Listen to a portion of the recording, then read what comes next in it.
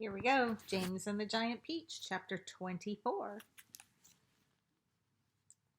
But up on the peach itself, everyone was still happy and excited. I wonder where we'll finish this time, the earthworm said. Who cares, they answered. Seagulls always go back to land sooner or later. Up and up they went, high above the highest clouds, the peach swaying gently from side to side as it floated along. Wouldn't this be a perfect time for a little music, the ladybug asked. How about it, old green grasshopper? With pleasure, dear lady, the old green grasshopper answered, bowing from the waist. Hooray, he's going to play for us, they cried, and immediately the whole company sat themselves down in a circle around the old green musician, and the concert began. From the moment the first note was struck, the audience became completely spellbound. And as for James, never had he heard such beautiful music as this. In the garden at home on summer evenings, he had listened many times to the sounds of grasshoppers chirping in the grass, and he had always liked the noise that they made.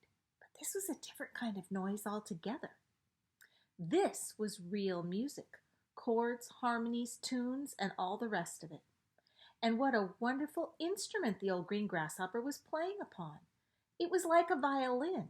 It was almost exactly as though he were playing upon a violin. The bow of the violin, the part that moved, was his back leg, and the strings of the violin, the part that made the sound, was the edge of his wing.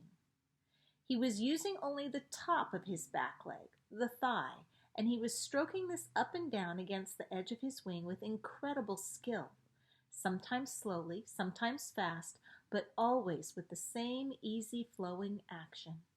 It was precisely the way a clever violinist would have used his bow, and the music came pouring out and filled the whole blue sky around them with magic melodies.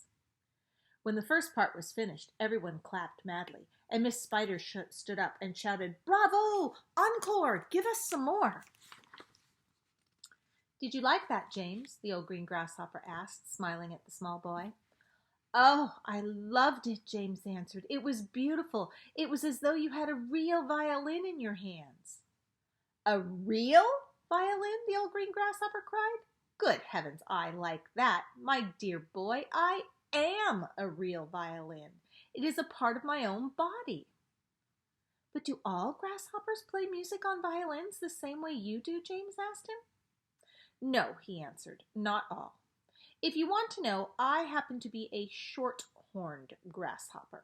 I have two short feelers coming out of my head. Can you see them? There they are. They're quite short, aren't they? That's why they call me a shorthorn. And we shorthorns are the only ones who play our music in the violin style using a bow.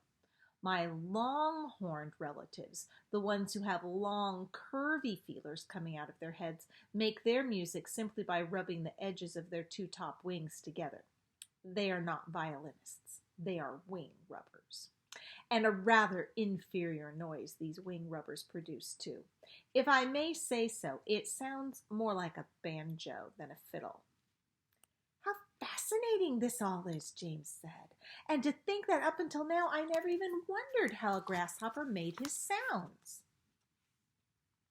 My dear young fellow, the old green grasshopper said gently, there are a whole lot of these things in this world of ours that haven't even started wondering about yet. Where, for example, do you think I keep my ears? Your ears? Why, in your head, of course. Everyone burst out laughing. You mean you don't even know that? Cried the centipede. Try again, the old green grasshopper, smiling gently at James.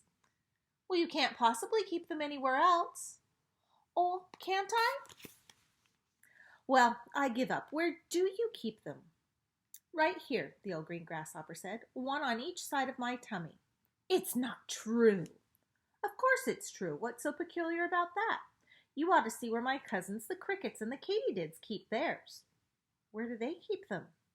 In their legs, one each front of the leg just below the knee. You mean you didn't know that either? The centipede said scornfully.